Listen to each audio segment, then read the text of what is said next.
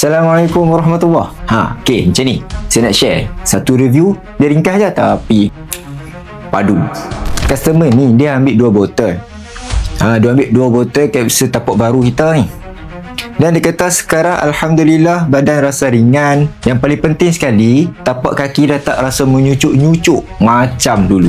Siapa yang pernah kena gauk ni, dia akan faham. Dia akan rasa betapa seksanya, betapa periknya masalah ni berlaku. Rasa menyucuk dekat tapak kaki, nak pijak pun sakit. Apatah lagi kalau nak jalan, apatah lagi kalau kita nak solat, apatah lagi kalau kita nak buat kerja harian kita. Semua dah jadi susah. Sakit hilang, sakit hilang, sakit hilang. Punca sebenar penyakit gauk ni adalah asid urik kita. Asid urik kita ni terlalu tinggi dalam darah kita. Bila mana dia terkumpul dalam suatu tempat ataupun sendi, terutama bahagian kaki lah, dia akan jadi mula terbentuk kristal yang halus tu. Yang mana kristal halus ni dia akan rasa menyucuk, macam jarum-jarum kecil duk cucuk kat kaki kita tu. Berdenyut.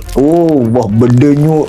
Tak tahan. Rasa tak selesa apa semua. Sebab tu lah pengguna ni memilih tapak baru kita ni. Tapak baru kita ni yang mana bahan ni memang insya-Allah berkesan lah untuk hilangkan rasa-rasa sakit semua tu. Salah satu bahan utamanya digunakan kulit kayu retak, ekstrak sederi, dan satu lagi hempedu bumi. Yang mana tiga-tiga komponen ni dia dapat bantu mengurangkan rasa sakit dan lebih mantap lagi hilang dah rasa-rasa sakit sebelum ni. InsyaAllah kita ikhtiar saja, yang bagi sembuh tu hanyalah Allah SWT.